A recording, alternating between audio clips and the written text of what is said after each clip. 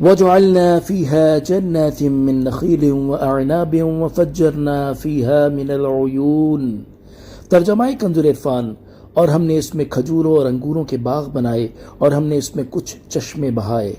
لِيَأْكُلُوا مِن ثَمَرِهِ وَمَا عَمِلَتْهُ أَيْدِيهِمْ أَفَلَا يَشْكُرُونَ، تاکہ لوگ اس کے پھلوں میں سے کھائیں، اور یہ ان کے ہاتھوں نے نہیں بنائے تو کیا وہ شکر ادا نہیں کریں گے؟ تفسیر صراط الجنان۔ ان آیات کا خلاصہ یہ ہے کہ ہم نے زمین میں کھجوروں اور انگوروں کے باغ بنائے اور ان باغوں کی آبپاشی کے لیے زمین میں چشمے جاری کیے تاکہ لوگ اناج کی طرح ان باغات کے پھلوں میں سے بھی کھائیں۔ اور اگرچہ اناج اور پھل حاصل کرنے کے لیے بیج لوگوں نے بوئے اور آبپاشی انہوں نے کی، مگر بیج سے شاخ انہوں نے نہیں نکالی، اس شاخ کو بالی اور تناور درخت انہوں نے نہیں بنایا۔ بالی سے اناج اور درخت سے پھل پیدا کرنے میں ان کا کوئی عمل دخل نہیں، بلکہ یہ اللہ تعالیٰ نے بنائے ہیں، کیونکہ اس پر اللہ تعالیٰ کے سوا اور کوئی قدرت نہیں رکھتا۔ تو کیا ان دلائل کا مشاہدہ کرنے کے بعد بھی وہ حق کو نہیں مانیں گے اور اللہ تعالیٰ کی قدرت اور وحدانیت کا اقرار کر کے اس کی ان نعمتوں کا شکر ادا نہیں کریں گے؟ سبحان الذي خلق الأزواج كلها مما تنبت الأرض ومن أنفسهم ومما لا يعلمون۔ ترجمہ کنز العرفان۔ پاک ہے وہ جس نے سب جوڑے بنائے زمین کی اگائی ہوئی چیزوں سے اور لوگوں سے اور ان چیزوں سے جنہیں وہ جانتے بھی نہیں ہیں۔ تفسیر صراط الجنان۔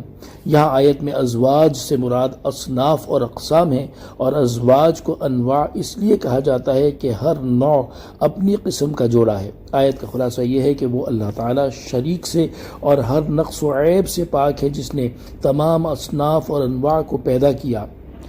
ان میں سے کچھ وہ ہیں جنہیں زمین اگاتی ہے جیسے اناج، پھل اور نباتات وغیرہ، اور کچھ وہ ہیں جن کا تعلق خود لوگوں کے نفسوں سے ہے جیسے ان کی مذکر اور مؤنث اولاد، اور کچھ وہ ہیں جن کی انسانوں کو خبر بھی نہیں ہے۔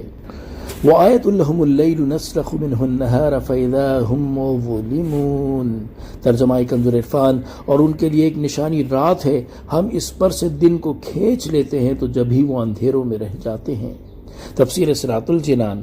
اس سے پہلی آیات میں زمین کے احوال سے اللہ تعالیٰ کی قدرت اور وحدانیت پر استدلال فرمایا گیا، اور اب اس آیت میں رات کے وجود سے قدرت اور وحدانیت پر استدلال فرمایا جا رہا ہے۔ چنانچہ فرمایا گیا کہ جو لوگ مردوں کے دوبارہ زندہ ہونے کا انکار کرتے ہیں ان کے لیے اللہ تعالیٰ کی قدرت پر دلالت کرنے والی ایک نشانی رات ہے، اور یہ نشانی اس طرح ہے کہ اللہ تعالیٰ سورج کو غروب کر کے رات کو دن سے جدا کر دیتا ہے، اس کے بعد رات ایسے تاریک ہو جاتی ہے جیسے انتہائی کالی شے پر چڑھا ہوا سفید لباس اتار لیا جائے تو پھر وہ سیاہ ہی سیاہ رہ جاتی ہے، اور رات ہونے پر لوگوں کو اندھیرے میں داخل ہونے کے سوا کوئی چارہ نہیں رہتا۔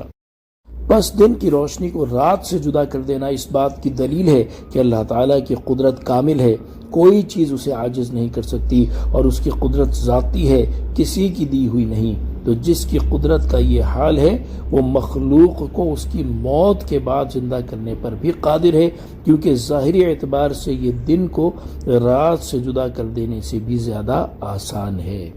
صلو علی الحبیب صلی اللہ تعالی علی محمد صلی اللہ تعالی علیہ وآلہ وسلم۔